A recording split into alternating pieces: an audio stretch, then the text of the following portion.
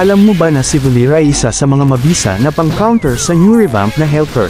Once na mag-dash in ito, maaari mo gamitin ang iyong ultimate upang makancel ang kanyang terrified effect at itulak ng bahagya gamit ang iyong second skill. Magbibigay ito ng 25% na slow effect sa loob ng 1 second at may kasama na knock effect. Sa ganitong paraan ay malaya ka na magbitaw ng iyong first skill kung saan maglo-launch ng fireball na sa sabog oras na tamaan ang iyong target, bilang magic damage at 30% slow effect sa loob ng 1 second, at mas lalawak ang range nito kung dadaan sa Vengeance Flame.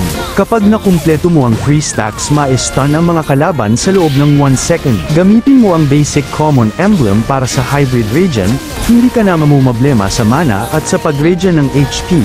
May kasama rin ito na adaptive attack at 275 HP. Rupture para sa dagdag na 5 na adaptive penetration. Festival of Blood na may 6% spell vamp, bukod dito magkakaroon ka rin ng additional 0.5 na spell vamp kada hero kill or assist hanggang 8 stacks, at Impure Rage naman kung ikaw ay magde-deal ng damage gamit ang iyong skills, magde-deal ka pa ng extra 44 hanggang 240 adaptive damage, at magre-restore ang 2% ng iyong mana on hit. Samahan mo ng mga items na ito at tiyak na magdo-dominate ka sa lahat ng matches mo.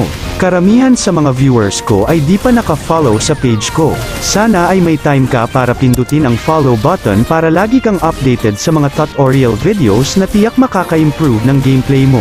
At sa tingin ko'y hanggang dito na lang muna. Sana'y may natutunan ka, mag-focus parati sa game dahil lahat ay pwedeng manalo sa late game. Hanggang sa muli.